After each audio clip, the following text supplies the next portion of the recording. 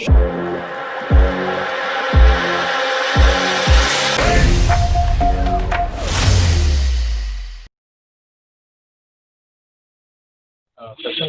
பண்றதை வந்து தவிர்த்து கொள்ளுங்கள். செஷனுக்குள்ள போகலாம். நன்றி.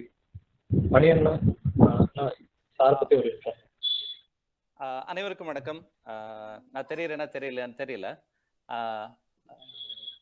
தோழர் BK அவர்களை வந்து பத்தி சொல்லணும்னா பல்வேறு பரிமாணங்கள் இருக்கு. அவருக்கு வந்து ஒரு இலக்கியவாதி, ஒரு அரசியல்வாதி, ஒரு சமூகத்தை மேம்படுத்தக்கூடியவர், ஒரு பேச்சாளர், ஆவணப்பட இயக்குனர், எழுத்தாளர், கவிஞர், இப்படி பல்வேறு அடையாளங்கள் இருந்தாலும் நான் பாக்குறது ஒரே ஒரு வரியில சொல்லணும்னா ஒரு சிறந்த மனிதர். அப்படிதான் அவரை வந்து, இதுதான் அவருக்கு ஒரு சிறந்த பொருத்தமான பட்டமா இருக்கும். அதிலும் சொல்லணும்னா உயர்ந்த மனிதர், உள்ளத்திலும் உடலாலும் உள்ளத்தாலும் உயர்ந்த மனிதர். இப்படிதான் நான் அவரை பாக்குறேன்.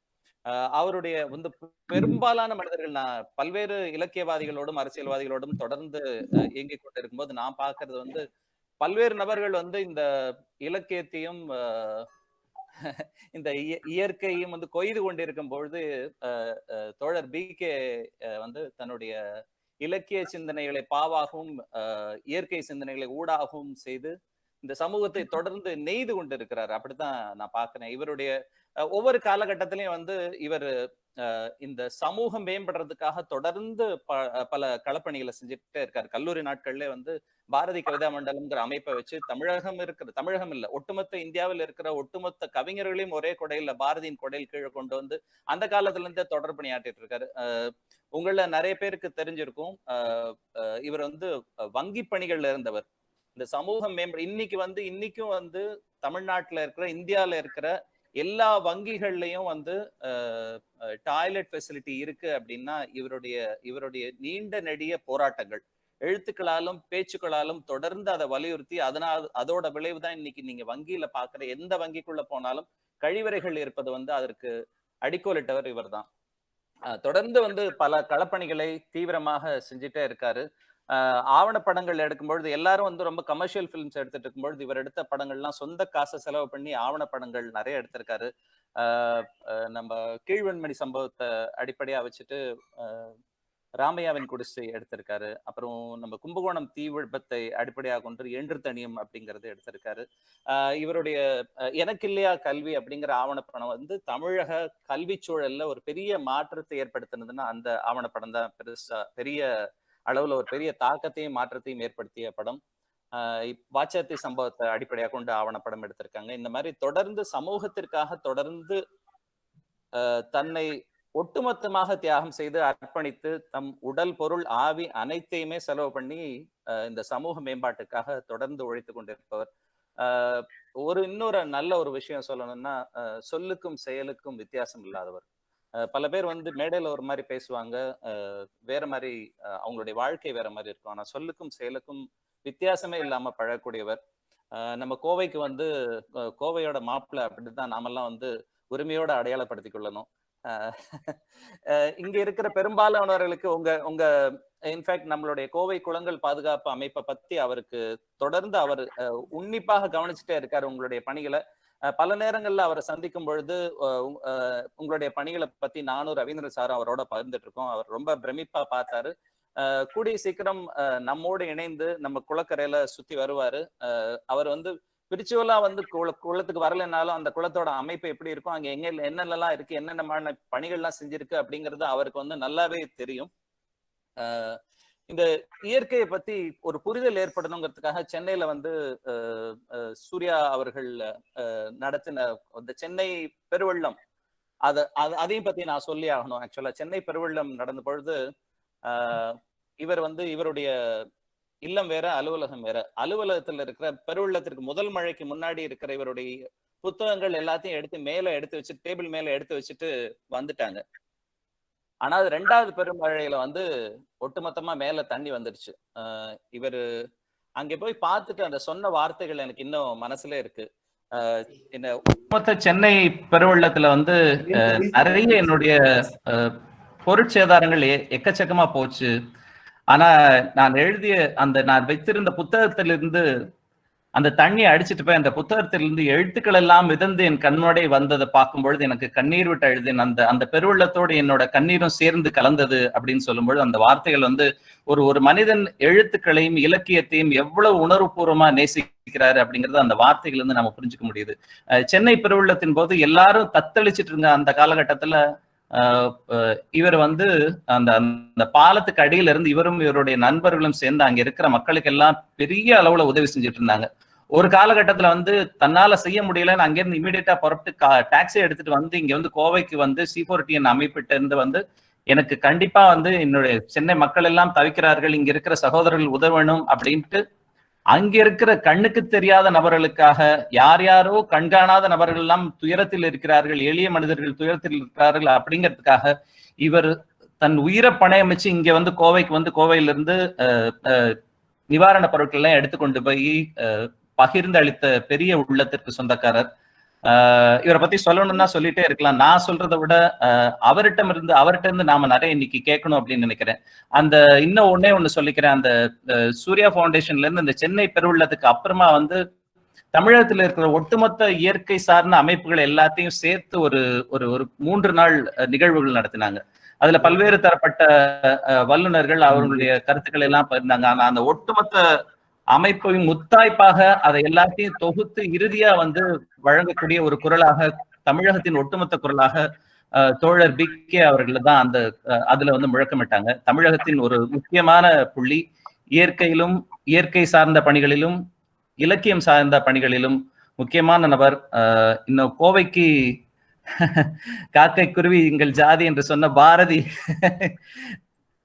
பெயரை தாங்கி பல்கலைக்கழகம், பாரதியார் பல்கலைக்கழகம் கோவையில இருக்கு. ஒரு சிட்டுக்குருவி கூட வாழ தகுதி இல்லாத நகரமா நம்ம நகரத்தை மாத்திட்டோமே அப்படின்னு நாமெல்லாம் வருத்தப்பட்டு இருக்கும் பொழுது அந்த பாடுபட்ட பாரதியாருக்கு காணி இல்லம் வாங்கி தருவதற்காக பெரிய முயற்சியை எடுத்திருக்கார். அதை பத்தி இந்த நிகழ்வுல நேரம் கிடைச்சா அதை பத்தி சொல்லணும் அப்படின்னு நினைக்கிறேன். அது தவிர இப்போ இந்த கொரோனா காலங்கள்ல தொடர்ந்து நாங்க பேசிட்டே இருக்கோம். அதுல ஒரு பெரிய அவருடைய வாழ்நாள் முயற்சியாக பீஸ் அப்படிங்கிற ஒரு முயற்சியை எடுத்துட்டு இருக்காரு. அது பற்றியும் நேரம் இருந்தா இந்த நிகழ்வுல, இல்லைன்னா அதற்காக ஒரு தனி தளத்துல அதை பற்றியும் உரையாடலாம். ஓவர் டு தோழர் BK.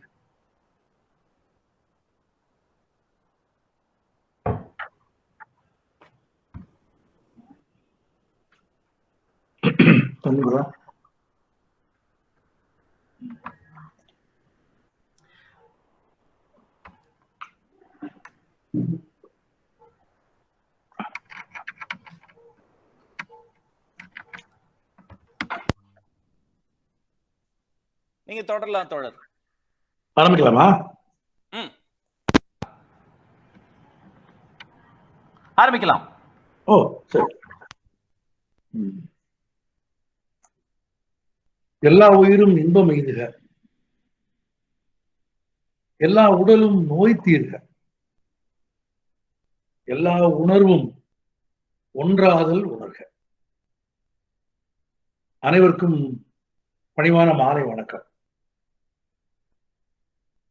நண்பர்களே, கோவை குளங்கள் பாதுகாப்பு இயக்கத்தை நான் அறிவேன். அதன் பணிகள் குறித்து, அதில் இயங்கி வரும் ஒவ்வொரு மனிதர்களின் இயற்கை சார்ந்த ஈடுபாடு குறித்து நண்பர் ரவியும் மணியனும் நேரம் வாய்க்கிற போதெல்லாம் எனக்கு சொல்லியிருக்கிறார்கள்.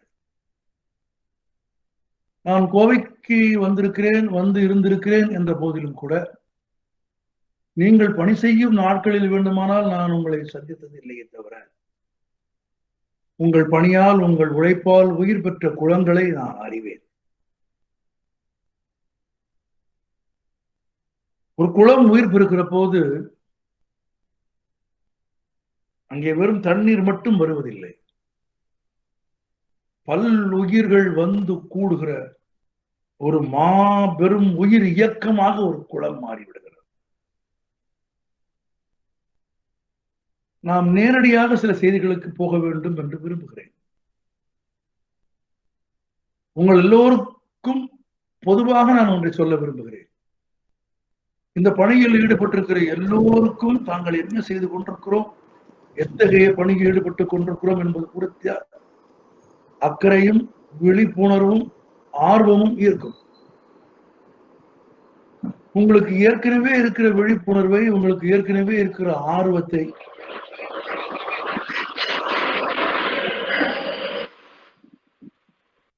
இன்னும் கூர்மைப்படுத்துவது என் நோக்கம். அல்லது இன்னும் விசாலப்படுத்துவது நமது உரையாடலின் வழியே நிகழும். நண்பர்களே, தாய்ப்பாலின் சுவையும் தாய்ப்பாலின் முக்கியத்துவம் அறியாமல் தான் ஒரு பிறந்த குழந்தை பிறந்தவுடனேயே தாய்ப்பாலை அருந்துகிறது. நான் அருந்தும் கணத்தில் தாய்ப்பாலின் சிறப்பை ஒரு குழந்தை அறிந்திருப்பதில்லை. ஆனால் தாய்ப்பாலின் சிறப்பு என்ன என்பதை ஒரு குழந்தைக்கு சொல்ல வேண்டியிருக்கிறது. ஒருவேளை வளர்ந்து ஆளான பிறகும் கூட அதன் சிறப்பை சொல்லுவதால் பிழை ஒன்றும் இல்லை. எனவே இந்த உலகத்திலே இருக்கிற எல்லா உயிர்களுக்கும் தாய்ப்பால் தண்ணீர் தான். எல்லா உயிர்களுக்கும் தாய்ப்பாலான தண்ணீரை சேமிப்பதை, தண்ணீரை பாதுகாப்பதை,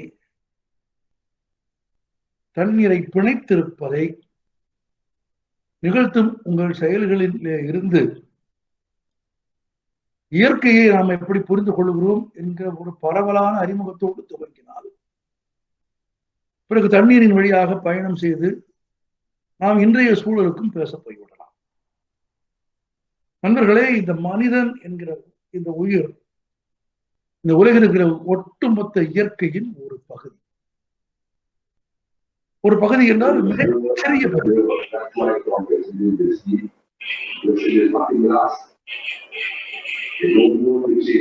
யாரோ ஆடியோ மீட் பண்ணல, கேக்குதா? ஹலோ சார், கேக்குது சார். மனிதன் இயற்கையின் ஒரு பகுதி, சிறிய பகுதி, மிகச்சிறிய பகுதி. ஒரு மகா சமுத்திரத்தினுடைய ஒரு துளியை போல மனிதன் இயற்கையின் ஒரு சிறிய பகுதி. எதையும் தாயும் மகிழ்ந்து குலாவை இருக்கிற போது நாம் உயிர் பெறுகிறோம் என்பது உண்மையானாலும் கூட ஒரு தாயின் வயிற்றில் நாம் உயிர் பெறுவது, கருவாவது, உருவாவது இயற்கையினால் நிகழ்கிறது. அது ஒரு இயற்கை செயல். இயற்கையின் ஒரு பகுதியான நீர்மங்கள், மூலங்கள், இவைகளின் தொகுப்பிலே தான் மனிதன் உயிர் பெறுகிறான். உயிர் பெற்று இந்த உலகத்திற்கு வருகிற மனிதன் இயற்கையை சார்ந்துதான் வாழ்கிறான். அவன் வாழ்நாள் முழுவதும் விழாமல் சார்ந்து, ஏன் சாய்ந்து நிற்பதற்கு இயற்கை தான் உதவுகிறது. இன்னும் நேரடியாக சொல்லிவிடுகிறேன், நாம் எல்லோரும் இயற்கையைத்தான் உண்ணுகிறோம், இயற்கையைத்தான் அருந்துகிறோம், இயற்கையைத்தான் சுவாசிக்கிறோம். நாம் உண்பது, அருந்துவது, சுவாசிப்பது இயற்கையைத்தான். அதனாலே தான் நாம் வாழ்கிறோம். இயற்கை தான் நம்மை பாதுகாக்கிறது. அதன் பெரும் கருணையின்றி இந்த உலகத்தில் நாம் வாழ்ந்து விடவே முடியாது. ஒரு நாளும் வாழ முடியாது. இதை நீங்கள் எளிமையாக புரிந்து கொள்வதற்கு உதாரணம் சொல்கிறேன். பூகம்பம் வந்தால் மனிதர்கள் இறந்து போகிறார்கள் என்று நிறைய பேர் கருதுகிறார்கள். உண்மைதான். ஆனால் மனிதன் பூகம்பத்தால் சாவதில்லை. பூகம்பம் வருகிற போது மனிதன் திறந்த வெளியிலே வந்து நின்று கொண்டால் பிழைத்துக் கொள்வான். மனிதன் தானே கட்டிய வீடுகளாலே தான் செத்து போகிறான். இயற்கை தான் மனிதனை காக்கிறது. இயற்கையை உண்டு, இயற்கையை சுவாசித்து, இயற்கையை அருந்தி வாழ்கிற மனிதன் இறந்த பின்பு அவன் புதைக்கப்பட்டாலும் சரி அல்லது எரிக்கப்பட்டாலும் சரி, அவன் மண்ணோடு மண்ணானாலும் சரி, எரியூற்றப்பட்டு சாம்பலானாலும் சரி, இயற்கையின் ஒரு பகுதியாகத்தான் மாறுகிறான். எந்த இயற்கையில இருந்து உயர் பெற்று எழுந்து வந்தானோ மனிதன் அந்த இயற்கையின் ஒரு பகுதியாகத்தான் மறைந்து போகிறான். அவ்வளவு மகத்தானது, பிரம்மாண்டமானது இயற்கை. இந்த பிரம்மாண்டமான இயற்கையின் பிரபஞ்சத்தின் ஒரு பகுதி பூமி. இந்த பூமி தனக்கான ஒளியை, வெளிச்சத்தை சூரியனிடமிருந்து பெறுகிறது. நண்பர்களே, இயற்கை எவ்வளவு நுட்பமானது என்பதற்கு இந்த உதாரணம் உங்களுக்கு உதவும். தனக்கு தேவையான ஒளியையும் வெப்பத்தையும், மிகச்சரியான வெப்பத்தை, மிகச்சரியான ஒளியை பெறுவதற்கு ஏற்ற வகையில் பூமி சரியான தூரத்தில் சரியான இடைவெளியில் சூரியனிடமிருந்து விலகி நிற்கிறது என்று சொன்னார் நியூட்டன். நான் திரும்ப சொல்கிறேன், தனக்கு தேவையான சரியான அளவு ஒளியையும் வெப்பத்தையும் பெறும் வகையில் சரியான தூரத்தில் சூரியனிடமிருந்து பூமி விலகி நிற்கிறது என்று சொன்ன நியூட்டன் அடுத்த வார்த்தை சொன்னார், அது ஒரு தற்செயல் நிகழ்வு அல்ல என்றார். It's not accidental. இயற்கை அதை வகுத்து நியமாக செய்து கொண்டிருந்தது. பூமி தான் இப்போது இருக்கிறதுல இருந்து முன்னோக்கி போனால் சூரியனின் வெப்பத்தை தாங்க முடியாது போகும், விலங்கினால் வெப்பமும் ஒளியும் குறைந்து போகும்.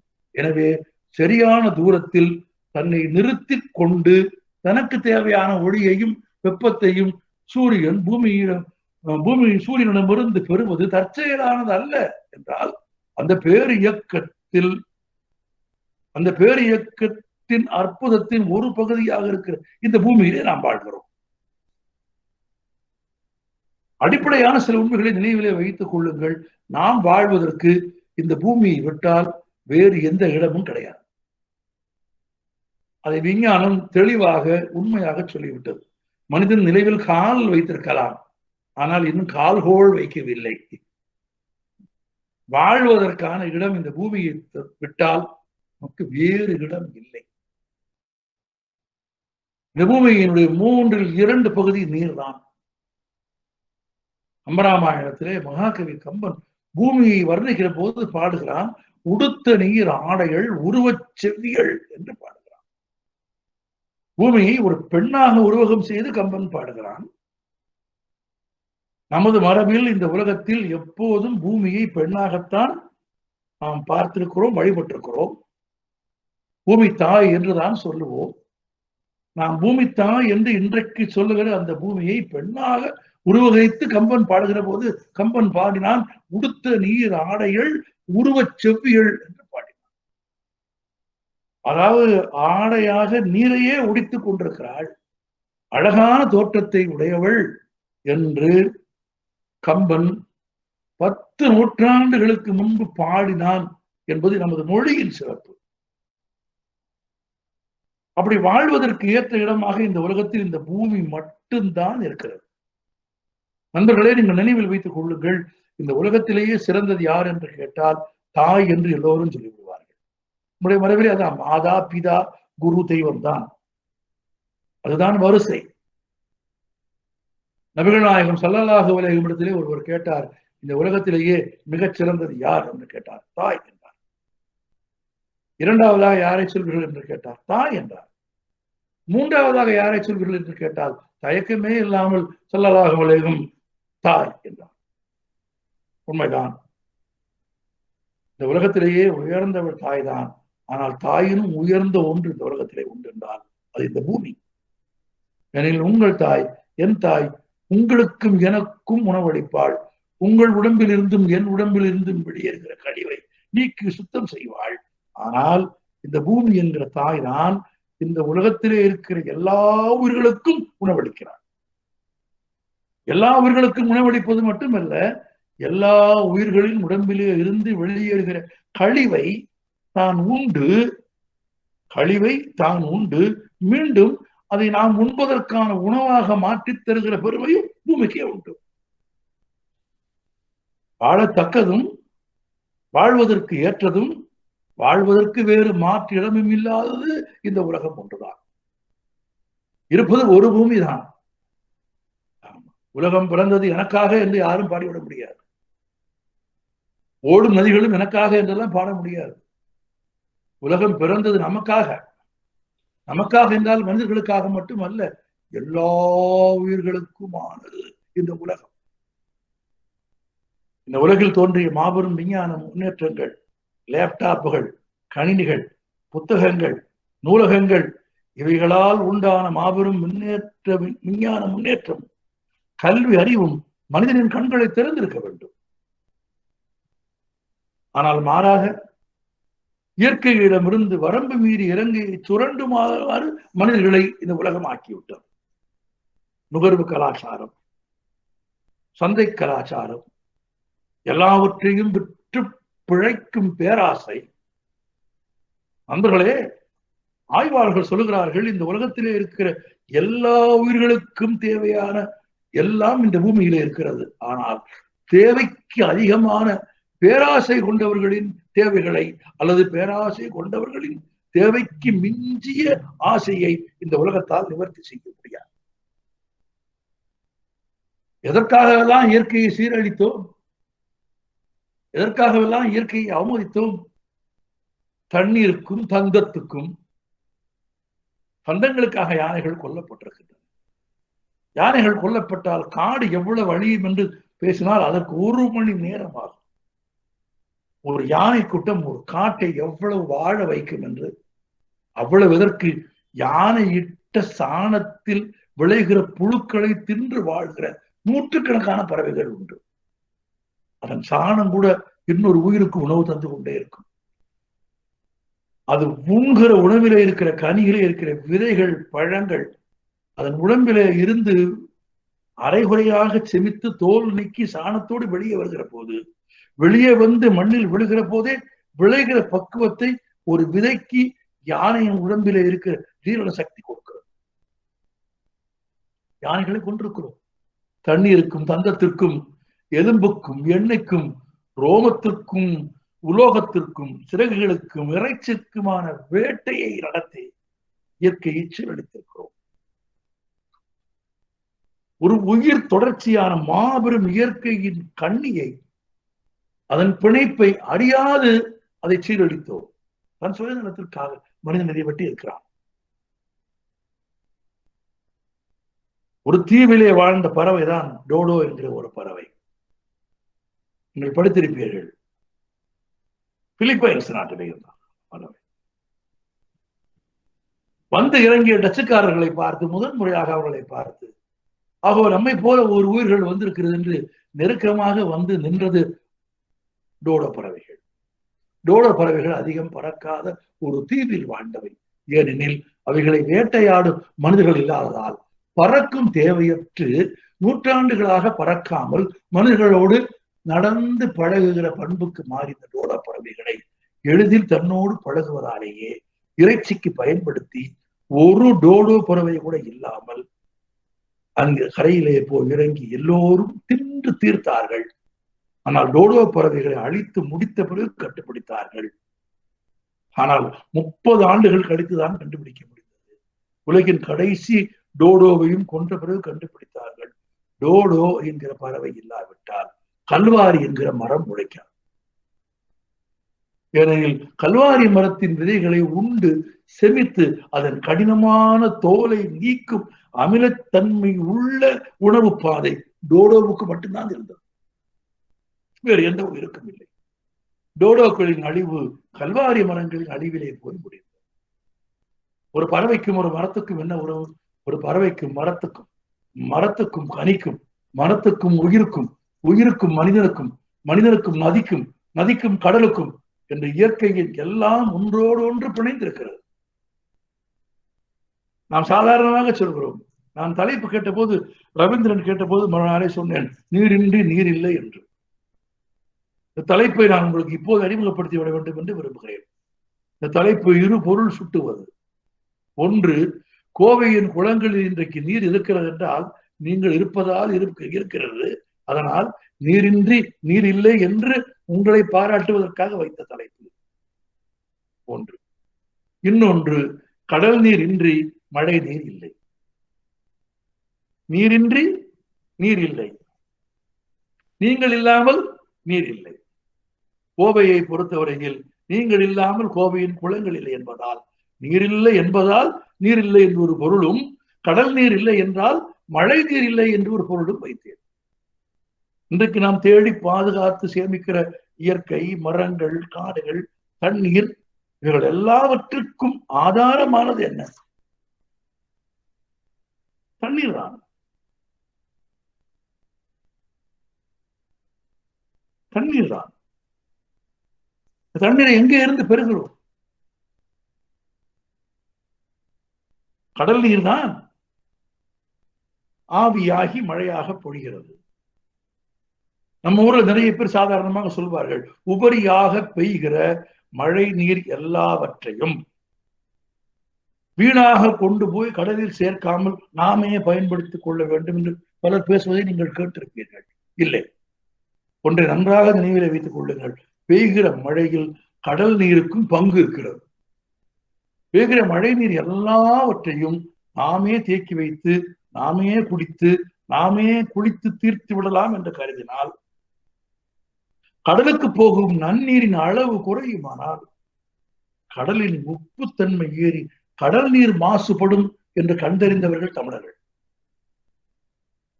எங்கெல்லாம் நன்னீர் போய் கடலில் கலக்கிறதோ அங்கேதான் மீன் உற்பத்தி அதிகமாக இருக்கும். கடல் கடலாக இருப்பதற்கு கடல் தந்த மழை கடலுக்கு போயாக வேண்டும். அந்த நீரின்றி நீர் இல்லை என்பதை மேற்குலகம் அறிவதற்கு 10 நூற்றாண்டுகளுக்கு முன்பு மழை எப்படி பிறக்கிறது, எங்கே இருந்து பிறக்கிறது, யாரால் மழை பெய்கிறது, எப்படி மழை பெய்கிறது என்று மேற்குலகம் திகைத்துக் கொண்டிருந்த காலத்தில் 9ஆம் நூற்றாண்டில் வாழ்ந்த ஔவை ஆண்டாள் பாடியிருக்கிறாள். ஆண்டாள் ஒரு திருப்பாவை இருக்கிறது. ஆழி மழை கண்ணா ஒன்று நீ கைகிற வேல் என்று துவங்கும் ஒரு பாடல். எப்போதாவது வாய்ப்பு கிடைத்தால் அந்த திருப்பாவையை எடுத்து படித்து பாருங்கள். 11 நூற்றாண்டுகளுக்கு முன்பு வாழ்ந்த ஆண்டாள் பாடுகிறாள், ஆழிமழை கண்ணா ஒன்று நீ கைகிற வேல் ஆழியுள் புக்கு முகந்து கொடு ஆர்த்து ஏற்றி, ஆழியுள் புக்கு முகந்து கொடு ஆர்த்தேரி ஊழி முதல்வன் உருவம் போல் மிகருத்து பாழியன் தோளுடைய பத்மநாபன் கையில் ஆழி போல் மின்னி வலம்பரி போல் நின்றதிருந்து தாளாதே சாரங்கம் உரைத்த சரமடை போல் வாழ உலகினில் பெய்திடாய் எழுதினான். அப்புறமா எடுத்து போய் திருப்பாவைக்கு உரை படிங்க. ஆனா நான் பொருள் சொல்ல விரும்புகிறேன். என் கண்ணனை போல் கருத்த நிறமுடைய கருமேகங்கள் கடலிலே இருந்து புறப்பட்டனன்னு சொன்னான். ஆழி என்றால் கடல். ஆழியுள் புக்கு முகந்து அளந்து எடுத்து கையில் எடுத்து கொடு ஆர்த்து ஏறி கடலிலே இருந்து புறப்பட்டு எழுந்து மேலேறி மேகமாகி என் கண்ணனை போல் உருவம் கருத்து அவன் கையிலே இருக்கிற சங்கு போல இடி போல முழங்கி அவன் கையிலே இருக்கிற சக்கரம் போல மின்னி அவன் கையிலே இருக்கிற வில்லிலே இருந்து புறப்படுகிற அம்பு போல் பெய்கிற மழையே நீ வாழ உலகினில் பெய்திடாய் என்று பாடினார். நண்பர்களை நன்றாக நினைவிலே வைத்துக் கொடுங்கள். கெடுப்பார்க்கும் கெட்டார்க்கும் மற்ற அங்கே கொடுப்பதும் மழை நான் வள்ளுவன். அது பெய்து கொடுக்கும் அல்லது பெய்து கெடுக்கும். மிகுந்தாலும் நோய் வரும், மிக்கினும் குறையினும் நோய் என்றார். இன்னும் சொல்ல போனால் வள்ளுவன் வானின்று வழங்குவதால் அதை அமிர்தம் என்றான். தண்ணீர் இல்லை, தேவர்கள் தருவது போல, தேவர்கள் அருந்துவது போல விண்ணிலே இருந்து வருவதால் அது அமிழ்தம் என்றான் வள்ளுவன். அதான் நீரின்றி அமையாது உலகு யார் யாருக்கும் வானின்றி அமையாது ஒழுக்கு என்றான். இந்த உலகத்தில் ஒழுக்கம், சீர்மை, மேன்மை, பண்பு, அறம் நிலைக்க வேண்டுமானால் மழை பெய்ய வேண்டும். மழை பெய்யாவிட்டால் ஒன்றும் செய்ய முடியாது. நம்ம ஊர்ல ரொம்ப அழகான பழமொழி இருக்கு, நீரில்லா நாடு நிலவில்லா முற்றம்னா. எவ்வளவு அழகா சொல்லியிருக்கேன் பாரு. நம்ம ஊர் பழமொழிகள். தமிழர்கள் தண்ணீரை கொண்டாடியவர்கள். நீங்க தன்மொழின்னு தமிழுக்கு பேர் வச்சாங்க தெரியுமா உங்களுக்கு? வெறும் செம்மொழி மட்டும் இல்ல, 43 அடைமொழிகளில் இந்த மொழியை பாராட்டும் குமரகுருபரர் என் மொழியான தாய்மொழியான தமிழ் மொழியை தன்மொழி என்றால் தண்ணீருக்கு ஒப்பான மொழின்னு சொல்லியிருக்காங்க. எவ்வளவு உயர்வான இடத்துல தண்ணீர் வச்சிருக்காங்க. நீரையும் சீராட்டு, தண்ணீரையும் தாயையும் பழிக்கலாமா? அடுத்த வரி இன்னும் முக்கியமா இருக்கு, தாயை பழித்தாலும் தண்ணீரை பழிக்காதேன்னா. வள்ளுவர் என்னோட சொன்னா, ஒரு நாட்டுக்கு எதிராக காவல் எது அரண்? உங்கள் எல்லைகளா, உங்கள் விமானங்களா, உங்கள் ரபேல் விமானங்களா, இவங்க பேட்டன் டாங்கிகளா? இல்லை, மணி நீரும் மண்ணும் மலையும் அணிநிலர் காடும் உடையது அரண். முடிச்சிட்டான். எது? மணி நீரும். மணி நீர்னா சுத்தமான தண்ணி. மணி நீரும் மண்ணும் மலையும் அணி நிழல் காடும் உடையது அரண். எந்த நாட்டிலே இது இருக்கிறதோ அது அந்த நாட்டுக்கு அரணாக காவலாக விளங்கும். சிலப்பதிகார இளங்கோடிகள் மழை பிணித்து ஆண்ட மன்னவன் சொன்னான் ஒரு இடத்துல. மழை பிணித்து ஆண்டவன் அர்த்தம் பெய்கிற மழையை பேணி பாதுகாக்கிற மன்னவன் எவனோ. சங்க பாடலுக்கு நினைவிலே இல்லை. இந்த பாடல் சொல்கிறது, நான் பிறகு நம்முடைய குழுவிலே அதை பகிர்கிறேன். ஒரு சங்கத்து பாடல் சொல்கிறது, நீரை பாதுகாக்கிறவர்களை உலகம் போற்றும். 1000 ஆண்டுகளுக்கு பிறகும் கரிகாலரின் பெயர் நிலைக்கிறதெல்லாம். நீரை பாதுகாக்கிறவரை போற்றும் உலகம் நீரை பாதுகாக்காதவர்களை உலகம் நினைப்பதில்லை என்று ஒரு சங்க பாடலே இருக்கிறது. அவ்வளவு தூரம் தண்ணீரின் மகத்துவத்தை, தண்ணீரின் முக்கியத்துவத்தை, தண்ணீரை எப்படி பாதுகாப்பது என்பதை, நீரின் மேலாண்மையை அறிந்திருந்தவர்கள் தமிழர்கள். நாம் இடையில் தொலைத்தவற்றுள் மிக முக்கியமானது நீர் மேலாண்மை. எனக்கு நினைவிருக்கிறது, நெல் விளையும் பூமிக்கு போகிற பாதையிலே ஓடுகிற தண்ணீரில் சிறுநீர் கழிக்க மாட்டார்கள், எச்சில் துப்ப மாட்டார்கள், கால் கழுவ மாட்டார்கள். ஊர்களில் குடிப்பதற்கு பயன்படுத்துகிற தண்ணீர் வேறு, குளிப்பதற்கு பயன்படுத்துகிற தண்ணீர் வேறு, பாசன குளம் வேறு. எங்கெங்கெல்லாம் தண்ணீர் நிற்கும், எப்படியெல்லாம் தண்ணீர் நிற்கும் என்று தண்ணீர் நின்ற இடங்களுக்கு தமிழர்கள் வைத்தது போல் பெயர்கள் உலகத்தில் எந்த மொழியிலும் இல்லை, எந்த நாட்டிலும் இல்லை. ஒரு பெரிய பட்டியல் இருக்கிறது. அகழி, ஆழ்கிணறு, இளஞ்சி, கட்டுங்கிணறு, கம்மாய், கலிங்கு, கால்வாய், குட்டை, குட்டம், குண்டு, குண்டம், குமிழி ஊற்று, குளியங்குளம், அது குளிப்பதற்கான குளம், பாசன குளம், கூதும், கூவல், கேணி, சிறை, சுனை, சேங்கல், தடாகம், தனிக்குளம், தாங்கல், கேள்விப்பட்டிருக்கீங்களா? ஈக்காடு தாங்கல், பழவந்தாங்கல். அதுல என்ன, உபரியாக மழை நீர் வந்து நிற்கிற இடம் அது, அதான் தாங்கல். 2005ஆம் ஆண்டு சென்னையில் பெருமழை வந்த போது அதிகம் தண்ணீர் தேங்கி நின்ற இடம் ஈக்காடு தாங்கல். ஏனெனில் தண்ணீர் ஏற்கனவே நிற்பதற்காக மனிதர்கள், நம் முன்னோர்கள் தாங்கல் என்று பெயர் வைத்து தண்ணீருக்காக வைத்திருந்த இடம் அது. சேங்கல், தாடாகம், தனிக்குளம், தாங்கல், திருக்குளம், தெப்பக்குளம், தொடுகிணறு, நடைகேணி, நீராடி, பொங்கு கிணறு, பொய்கை, மறுகால், வலயம், வாய்க்கால், எவ்வளவு வரிசையாக. ஆழிக்கிணறு, ஆறு, உரை கிணறு, ஏரி, ஓடை, இவ்வளவும் நீர் நிற்கிற, நீர் ஓடுகிற, நீர் நடக்கிற இடங்களுக்கான பெயர்கள். நீங்க ஒண்ணுமே இல்லை, நம்ம எட்டி பார்ப்போம், கிணறுன்ட்டு வந்துருவோம். கிணறுல எத்தனை வகை? கட்டுங்கிணறு ஒரு வகை இருக்கிறது. கட்டுங்கிணறு அது சதுப்பு நிலத்தில் தோண்டுகிற கிணறு. அந்த மண் சரியும் என்பதால் தோண்டிய அந்த கிணற்றின் உட்சுவரில் பட்டையாக 2 வரிசை செங்கல் வைத்து கட்டுவார்கள். சதுப்பு நிலத்தில் செங்கல் வைத்து கட்டுவது கட்டுங்கிணறு. கொஞ்சம் சரிய நிலத்தில், மண் சரிகிற இடத்தில், சதுப்பு ஆனால் கெட்டியாக இருக்கிற இடத்தில் சிமெண்ட் உரைகளை வைப்பது உரை கிணறு. இரும்பு உரையும் வைப்பார்கள் ஒரு காலத்துல. சுற்றி சோறு வைத்து கட்டுவது கட்டுங்கிணறு, வட்டமான உரைகள் வைப்பது உரை கிணறு, கடலுக்கு பக்கத்தில் நன்னீர் கிடைப்பது ஆழிக்கிணறு, சச்சதுரமாக எந்த இணைப்பும் இல்லாமல், உரை வைக்காமல், கட்டாமல், நேர்த்தியாக கட்டப்பட்ட, ஒழுங்காக வெட்டப்பட்ட கிணறுக்கு கூதும் என்று பெயர். கட்டுங்கிணறு, உரை கிணறு, ஆழ்கிணறு, கூதும், இவைகளுக்கு ஒடுக்கூட கூவல். கூவல் என்பது ஆழமற்ற கையால் தண்ணீர் மூண்டெடுக்கிற கிணறு. கேணி, ஆழமும் அகலமும் கொண்ட பெரிய கிணறு, தொடுகிணறு. தொடுகிணறு என்பது மணற்கேணி.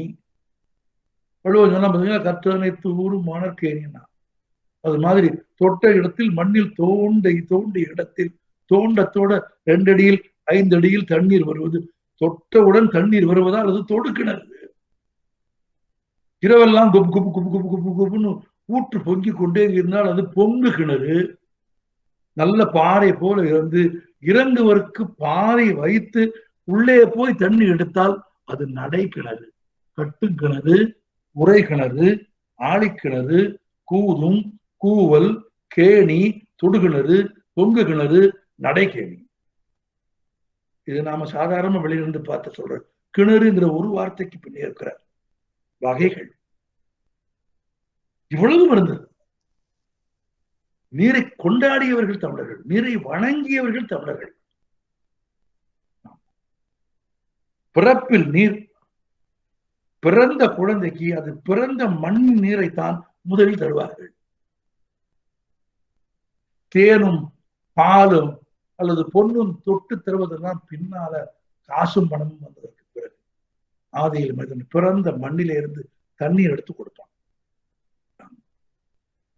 இறந்த பிறகும் அவனை குளிப்பாட்டுவது, அவனை தூய்மைப்படுத்துவது, அவன் பிறந்த மண்ணிலே இருந்து நீர் எடுத்துத்தான் செய்வார்கள். இறந்தவனுக்கு நீர் கொடுப்பார்கள், அவன் தாகம் இல்லாமல் போக வேண்டும் என்பதற்காக. தாகூர் சொல்வார், giving water is giving soul என்று சொல்வார். தவித்த ஒரு மனிதனுக்கு தண்ணீர் தருவது ஆன்மாவை தருவது ஒப்பானது என்று சொன்னார். அதனாலேதான் அந்த காலத்தில் சோறும் நீரும் விற்பனைக்கு அல்ல என்றார்கள். தண்ணீர் எப்படி விற்பனை பொருளானது?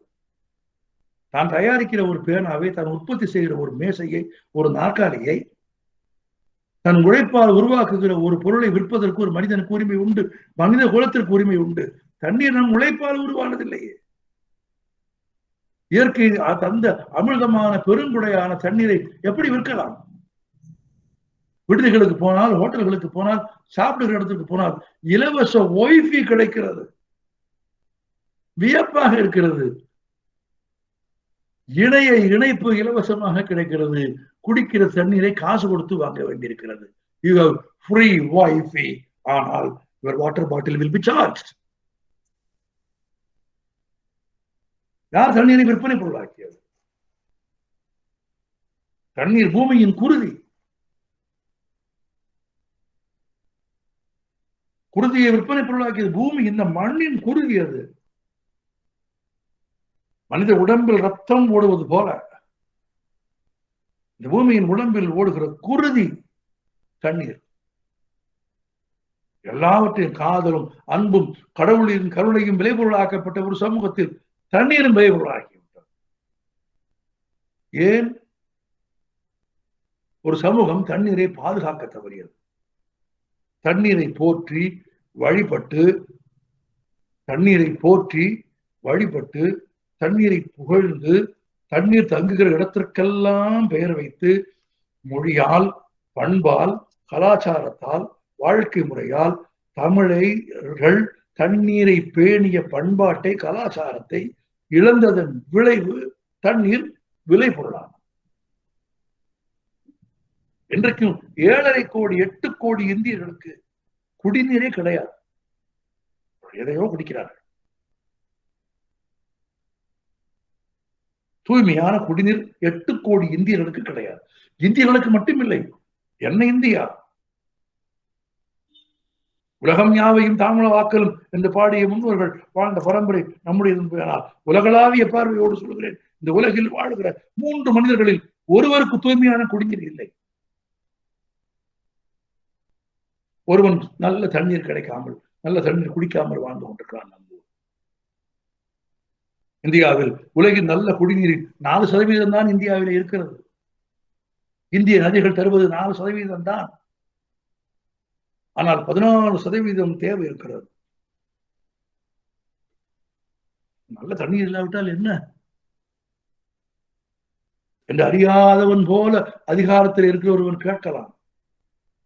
ஆனால் மருத்துவ விஞ்ஞானம், உலக சுகாதார நிறுவனம் சொல்கிறது, மனிதர்களுக்கு வரும் நோய்களில் 30% தொற்று நோய்கள் பரவுவதற்கு அடிப்படையான காரணம் தூய்மையான தண்ணீர் இல்லை என்பதுதான். Only because of water. Only because of absence of water. தவிச்ச வாய்க்கு தண்ணி இல்லாததன் விளைவு 30% நோய்கள் பரவுவதாக உலக சுகாதார நிறுவனம் சொல்லுகிறது. நான் சீற்றத்தோடும் கோபத்தோடும் சொல்கிறேன், 5 வயதுக்கு உட்பட்ட இந்த உலகத்தில் இறந்து போகிற குழந்தைகள் பெரும்பான்மையான குழந்தைகள். 5 வயதுக்கு உட்பட்ட குழந்தைகளின் மரணத்தில் பெரும்பான்மையான குழந்தைகள் 70% குழந்தைகள் இறந்து போவது வயிற்றுப்போக்கா, டயோரியா. குழந்தைகள் வயிற்றுப்போக்கால் இறந்து போவதற்கு காரணம் தூய்மையற்ற குடிநீர். உலக சுகாதாரம் சொல்கிற ஒரு புள்ளி விவரம் தெரிந்தால் நீங்கள் இப்போது செய்து கொண்டிருக்கிற பணியின் சிறப்பு உங்களுக்கு தெரியும். சூலூர் குளமும் வெள்ளலூர் குளமும் நிறைந்த தண்ணீர் தேங்க ஆரம்பித்தால் சுற்று வட்டாரத்தில் இருக்கிற எல்லா கிணறுகளிலும் தண்ணீர் ஊற ஆரம்பிக்கும். நல்ல தண்ணீர் கிடைக்கும். நல்ல தண்ணீர் இல்லாத விளைவு உலக சுகாதாரம் சொல்கிறது 60 நிமிடத்திற்கு 60 வினாடிகளுக்கு ஒரு முறை, ஒவ்வொரு நிமிடத்திற்கு ஒரு முறை. நான் இப்போது ஏறக்குறைய 35 நிமிடங்கள் 40 நிமிடங்கள் பேசியிருக்கிறேன் என்றால் 40 குழந்தைகள் செத்து போயிருக்கிறார்கள் உலகத்தில்.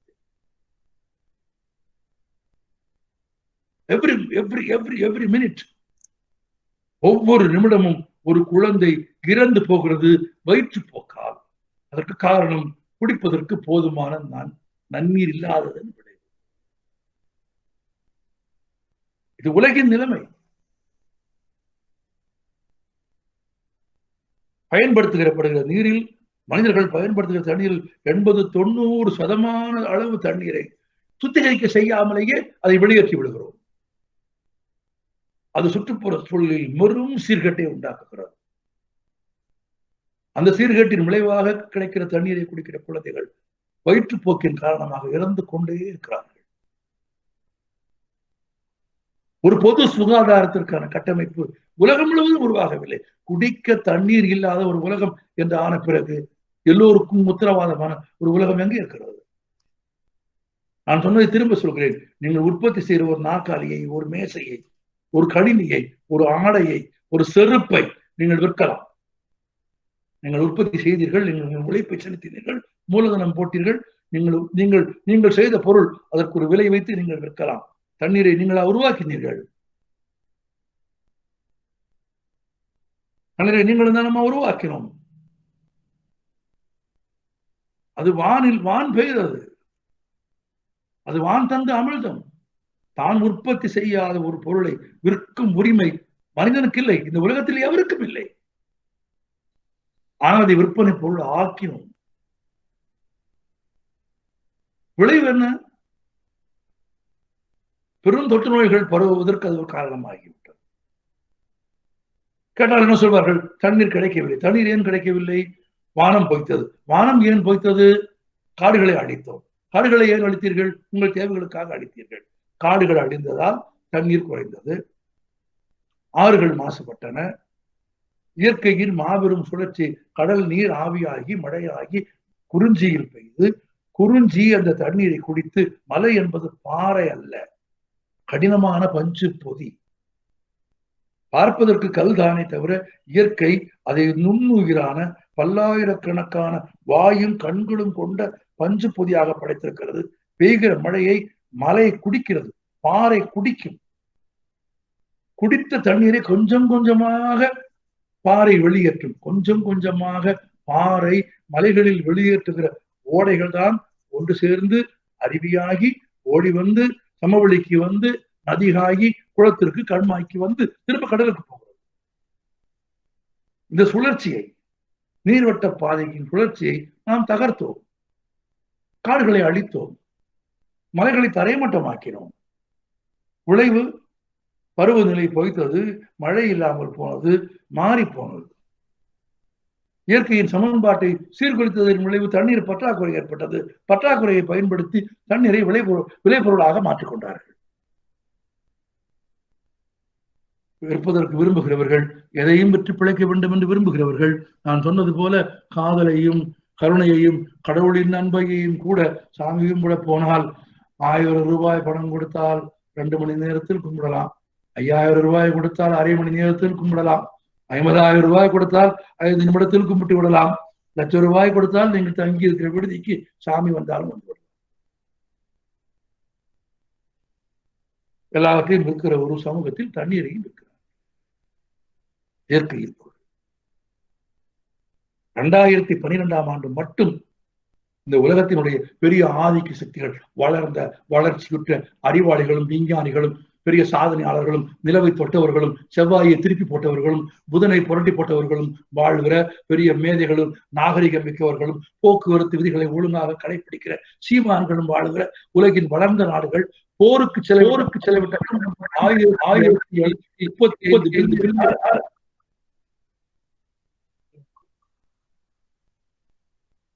1735 பில்லியன் டாலரை 2015ஆம் ஆண்டில் மட்டும் போருக்கு செலவழித்திருக்கிறார்கள். நண்பர்களே, உங்களுக்கு சொல்ல விரும்புகிறேன், 135 பில்லியன் டாலர் இருந்திருந்தால் உலகம் முழுவதிலும் இருக்கிற பசித்த எல்லா குழந்தைக்கும் உணவு கொடுத்திருக்க முடியும்.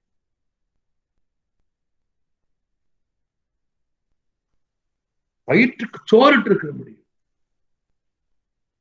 தண்ணீரை விற்று காடுகளை அழித்து நுண்குரிமைகள் வாழ்வதற்கு இடங்களே இல்லாமல் செய்து விட்டார்கள். மலைகளிலும் காடுகளிலும் இருக்க வேண்டிய நுண்குரிமைகள் ஒப்பனக்கார தெருவுக்கும் மவுண்ட் ரோடுக்கும் வந்துவிட்டது.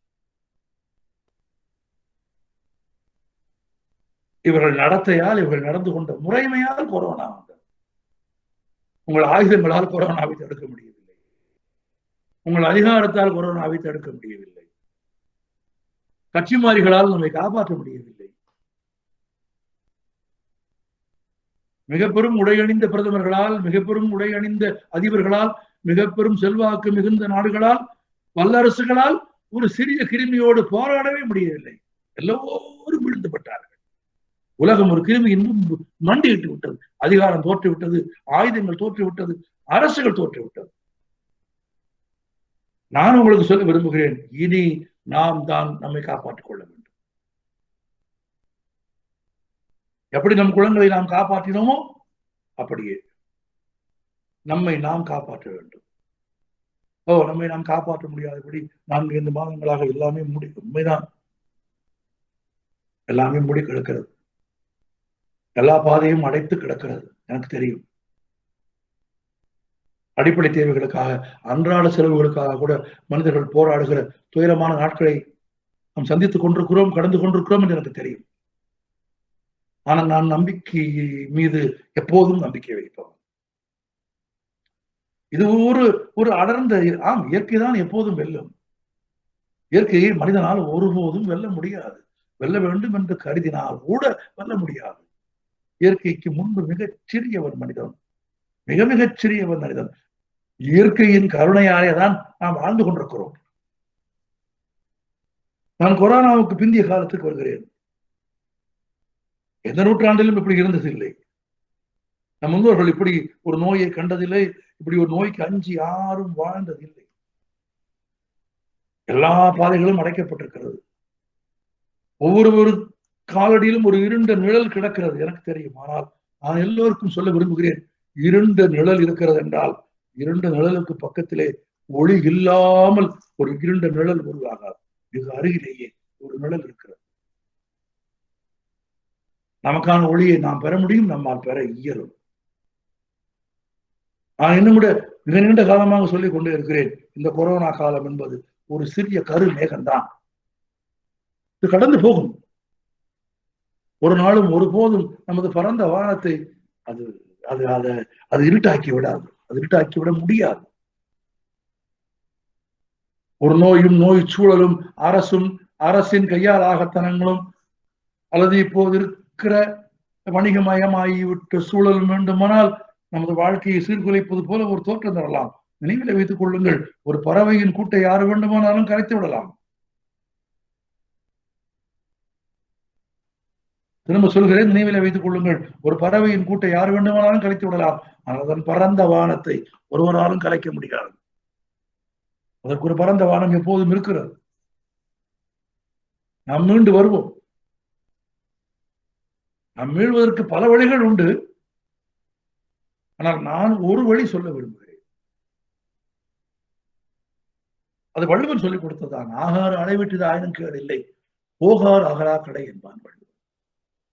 வருவாய் வருகிற பாதைகள் முற்றிலுமாக குறைந்து போனாலும் பரவாயில்லை, செலவாகிற பாதைகள் அதிகமாகாமல் பார்த்துக் கொள்ள வேண்டும் என்பான் வள்ளுவன். இப்போதைக்கு உடனடியாக செய்யத்தக்கது அதுதான். இந்த பொருளை வாங்காவிட்டால் உயிர் பிழைத்திருக்க முடியாது என்று கருதுகிற பொருளை மட்டும் வாங்குங்கள். ஒரு பொருளை வாங்க போவதற்கு முன்பு, கடைக்கு போவதற்கு முன்பு, இந்த பொருளை வாங்காமல் இருந்தால் செத்து போய்விடுவேனா என்று யோசித்து பாருங்கள். சாக மாட்டேன் என்றால் அதை வாங்காதீர்கள். அதை வாங்கினால்தான் உயிர் பிழைத்திருக்க முடியும், அது இல்லாவிட்டால் உயிர் பிழைத்திருக்க முடியாது என்று எதை கருதுகிறீர்களோ அந்த பொருட்களை மட்டும் வாங்குங்கள். ஆகாறு அளவிட்டதாயிரம் கேடில்லை, போகாறு அகலா கடை. ஒரு பௌத்த ஜாதக கதை இருக்கிறது, ரொம்ப அற்புதமான கதை. நான் அந்த கதையும் சொல்லி அதற்கு பிறகு ஒரு குறிப்பும் சொல்லி நிறைவு செய்ய விரும்புகிறேன். ஒரு சின்ன கதை தான், ஒரு அழகான கதை. குளிரில் வாடிக்கொண்டிருந்த தன் சீடனுக்கு புத்தர் ஒரு பெரிய அழகான போர்வையை கொடுத்தார். போர்வையை பெற்றுக்கொண்டு சீடன் புத்தனுக்கு நன்றி சொன்னார். சீடனுக்கு போர்வையை கொடுத்து விட்டு புத்தர் கால்நடையாக போய்விட்டார். புத்தர் தன் வாழ்நாள் முழுவதும் நடந்து எங்கெங்கோ போய்கொண்டே இருந்தார். எங்கெங்கோ போய்கொண்டு உபதேசம் சொல்லிக் கொண்டு பேசிக்கொண்டு ஊர் சுற்றி கொண்டே இருந்த புத்தர் பல ஆண்டுகளுக்கு பிறகு தன் சீடன் வாழ்ந்த அதே ஊருக்கு அதே பாதையில் திரும்ப வந்தார். சீடனை பார்த்தார். சீடன் அவரை உபசரித்தான். உணவறிந்து விட்டு இரவு சீடன் ஏற்றி வைத்த ஒரு அகல் விளக்கின் வெளிச்சத்திற்கு அருகில் அமர்ந்து புத்தரும் சீடனும் பேசிக் கொண்டிருந்தார்கள். இந்த கதையை நன்றாக கவனியுங்கள். சிறந்த கதை, அற்புதமான கதை. உணவறிந்து விட்டு அந்த அகல் விளக்கின் ஒளியில் பேசிக் கொண்டிருந்த புத்தர் கேட்டார், கடந்த முறை சில ஆண்டுகளுக்கு முன்பு நான் இந்த வழியாக போன போது உனக்கு ஒரு போர்வை கொடுத்தேனே, அது உனக்கு பயனுள்ளதாக இருந்ததா என்று கேட்டான். அவன் சொன்னான், ஆம் சித்தார்த்த புத்தரே, அது ரொம்ப உதவியாக இருந்தது. குளிர்காலம் முழுவதற்கும் அதைத்தான் பயன்படுத்திக் கொண்டேன். பல ஆண்டுகள் அது குளிர்காலத்திற்கு எனக்கு உதவியது. பிறகு என்ன என்று கேட்டார். பிறகு அது நைந்து போனது. நைந்து போன பிறகு என்ன செய்தாய்? போர்வையாக நீண்ட ஆண்டுகள் பயன்படுத்தி அதை படுக்கை விரிப்பாக பயன்படுத்திக் கொண்டேன் என்றான் சீடன்.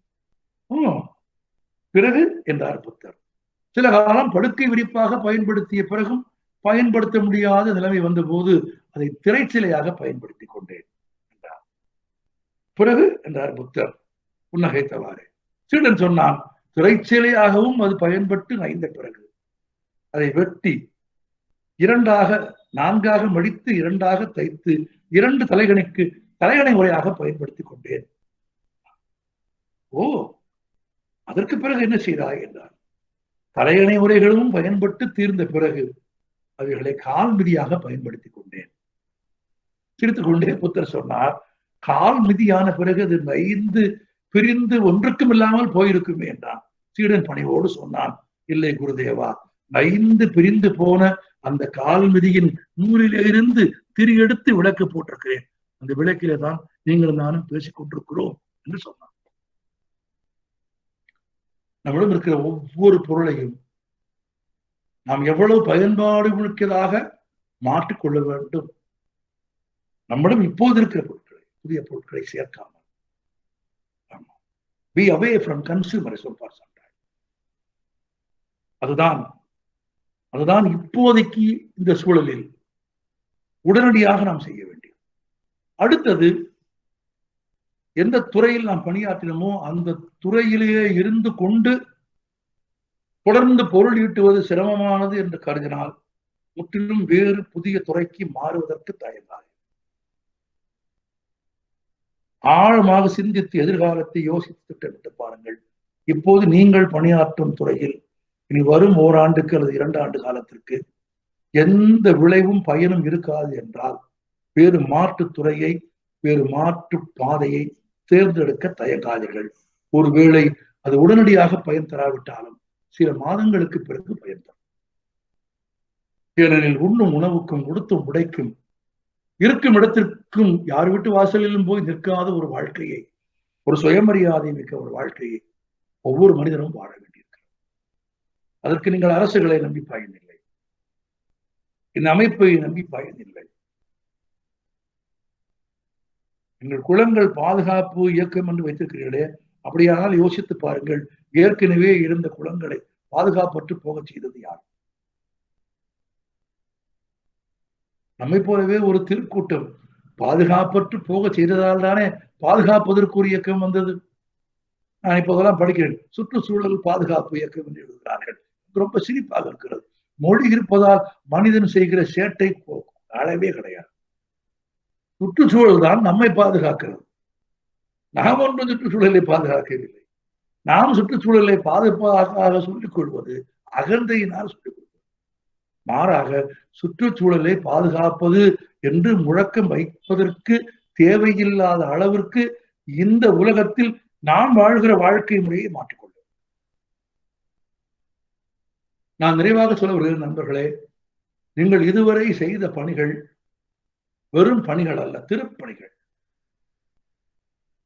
வானின்று பெய்யும் அமுதமான தண்ணீரை சேகரிப்பதும் நிலைநிறுத்துவதும் புனைப்பதும் மன்னவர் செயலுக்கு ஒப்பானது. ஒரு அரசன் தன் குடிமக்களுக்கு செய்கிற கடமையை அரசும் அமைப்பும் செய்ய தவறிய ஒரு காலத்தில் முன்னெடுத்த பெருமக்கள் நீங்கள். நான் மனப்பூர்வமாக உணர்ந்து வாக்களிக்கிறேன். அடுத்த முறை நீங்கள் பணியாற்றுகிற ஒரு ஞாயிற்றுக்கிழமையில் நான் கோவையில் நின்றால் இருந்தால் உங்களோடு குளத்தை சுத்தம் செய்கிற ஒருவராக நான் இருப்பேன். அதை பெருமையும் மகிழ்ச்சியும் உள்ள காரியமாக நான் கருதுவேன்.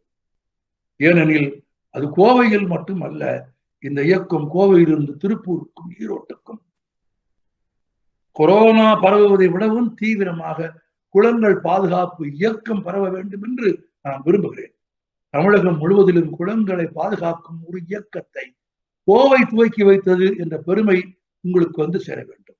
ஒரு சூரியன் மேற்கிலிருந்தும் உதிக்க முடியும். ஏனெனில் எனக்கு தெரியும், சூரியன் உதிப்பதும் இல்லை, மறைவதும் இல்லை. நன்றி.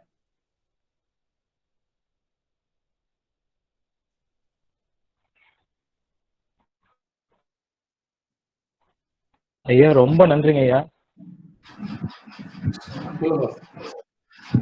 ரொம்ப அருமையா இருந்தது பேச்சு. எனக்கு எப்படி விவரிக்கிறதுனா, நீர் வந்து ஒரு உருப்பெட்டு இந்த வடிவுல வந்து அதோட ஆழத்தை என்ன செய்யலாம் அப்படிங்கறது வந்து விளக்கி சொன்ன மாதிரி இருந்தது. ரொம்ப உணர்வுபூர்வமா இருந்ததுங்க ஐயா. நன்றி.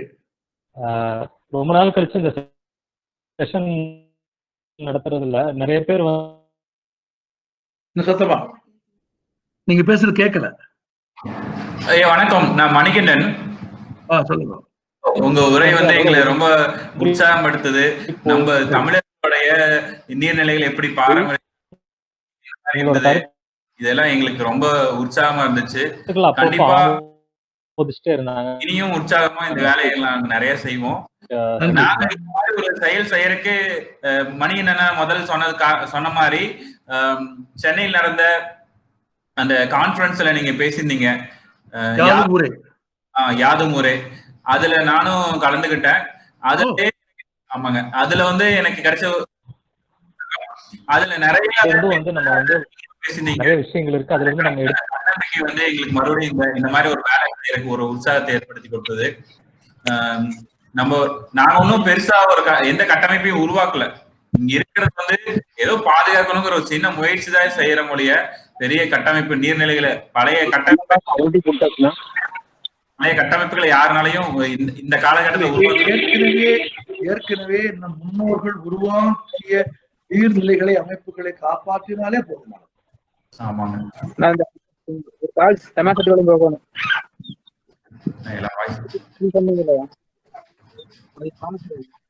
நீங்க பேசணும்னு ஆர்வத்துல எல்லாரும் பேசுறாங்க. நாங்க ஒருத்தரா பேசுற கேட்பாங்க. ரொம்ப நன்றி, இந்த வாய்ப்புக்கு ரொம்ப நன்றி. இந்த நேரத்துல நிறைய பேர் மன அழுத்தத்துல இருக்காங்க. ஒரு உளவியல் ரீதியா ஒரு ஏதோ ஒரு பிரச்சனை, நம்மளுக்கு ஏதோ பக்கத்து தூரத்துல எல்லாம் ஒரு மரணங்கள் சவுண்ட் கேக்குது. பக்கத்துல யாரோ ஒருத்தரை ஹாஸ்பிட்டல் கூட்டிட்டு போறாங்க, ஒரு குழந்தைய விட்டுட்டு ஒரு அம்மாவை ஹாஸ்பிட்டல் கூட்டிட்டு போறாங்க, அந்த குழந்தை அழுகிறது, இந்த மாதிரி பிரச்சனைகள் நம்மளை சுத்தி இருக்கு. இருந்தாலும் உங்களை மாதிரி இருக்கவங்களோட ஒரு தன்னம்பிக்கை எங்களை ஒன்னும் சூழலை சரி செய்யறதுக்கு நாம ஒரு ஆத்மார்த்த ஒரு நம்பிக்கை கிடைக்குதுங்க. நேற்று என்னுடைய நெருங்கிய நண்பர் ஒருவர் கொரோனாவால் இறந்து போனார். என்னோட பணியாற்றியவர், என்னுடைய நெருங்கிய நண்பர் கொரோனாவால் இறந்து போனார். வாழ்க்கை துயரங்களையும் துன்பங்களையும் மனிதர்களுக்கு தந்து கொண்டே இருக்கிறது. ஆனால் துயரங்களையும் துன்பங்களையும் வாழ்க்கை தருவதன் நோக்கம் வாழ்க்கை வாழத்தகாதது என்று புரிந்து கொள்வதற்காக அல்ல. திருவள்ளுவர் சொல்லுவாருக்கு, திருவள்ளுவர் தான் ரொம்ப பிடிக்கும், ஈஸியா சொல்றேன். இடுக்கண் வருங்கால் நகுகன்னு ஒருத்தர் கேட்டா, துன்பம் வரும் வேளையிலே சிரிங்கன்னா அது எப்படி துன்பம் வரும்போது சிரிக்க முடியும்னு வள்ளுவனை கேட்டான்.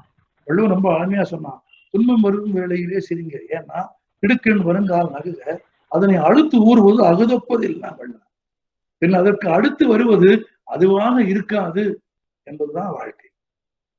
எனவே இந்த காலச்சூழல் கடினமான காலச்சூழல் தான். ஆனால் அவைகளை நாம் வெல்ல முடியும், மாற்றத்தை உருவாக்க முடியும். சில எளிய பயிற்சிகளின் மூலமாக இந்த காலத்தின் துயரங்களை நாம் கடக்க முடியும், கடக்க வேண்டும், கடந்துதானே ஆக வேண்டும். ஒரு சிறிய கருமேகம் நம் வானம் முழுவதையும் மறைப்பதற்கு நாம் அனுமதிக்க கூடாது. சொல்லுங்க. இல்ல, நம்ம முன்னோர்கள் இவ்வளவு நீர்நிலைகளை இன்னைக்கு இருக்க மக்கள் தொகைக்கு அன்னைக்கு இருந்த மக்கள் தொகைக்கு இவ்வளவு தண்ணீர் சேமிக்கணுமான்னு தெரியல. ஆனா அவ்வளவு கட்டமைப்புகள் உருவாக்கி வச்சிருக்காங்க. அவங்களுக்கு அவ்வளவு தீர்க்க தரிசனம் இருந்ததா? அதை எப்படி நீங்க உணர்றீங்க? இல்ல, மக்கள் தொகையை பற்றிய பிரச்சனையே இல்லாமல் தாங்கள் வாழ்ந்த காலத்திலேயே தங்கள் பகுதியில் நீர்நிலைகளில் பாதுகாக்கும் பண்பு தமிழர்களுக்கு இருந்தது. எங்க வீட்டுக்கு பக்கத்துல ஒரு கிணறு இருந்தது. மழை காலத்தில் கைவிட்டு தண்ணீர் எடுக்கிற கிணறு அது. ஆனால் எல்லா வீட்டுக்கும் குழாய் வந்த போது அதை மூடினார்கள். அதை மூடக்கூடாது அப்படின்னு எதிர்ப்பு தெரிவித்த ஒரே குரல் எங்க அம்மாவின் குரல். ஆனால் அது நிற்கவே இல்லை.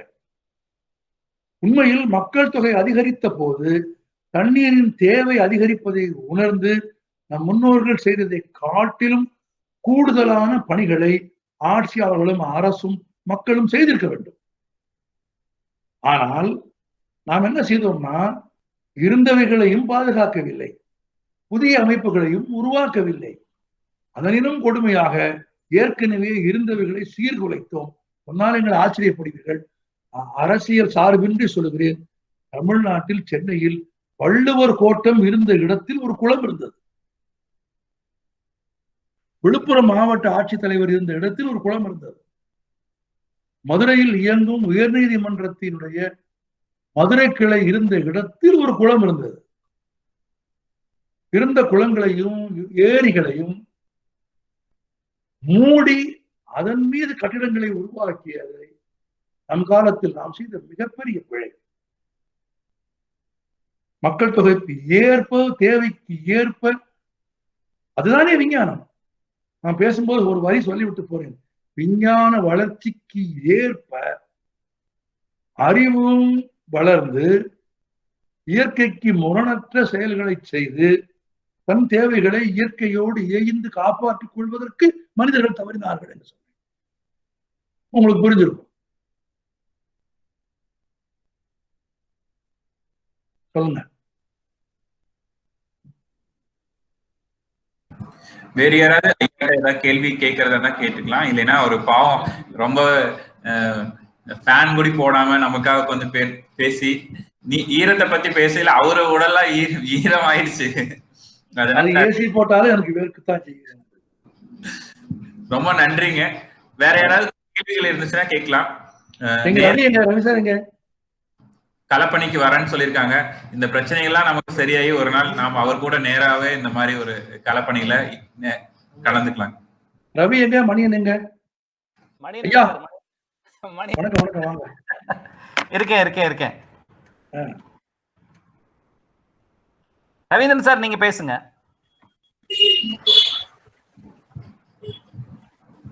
அண்ணா ரவீந்திரண்ணா. ரவீந்திரண்ணா இணைப்புல இல்லைன்னு நினைக்கிறேங்கண்ணா. சொல்லுங்க பண்ணி சொல்லுங்க, முடிச்சிடலாம்.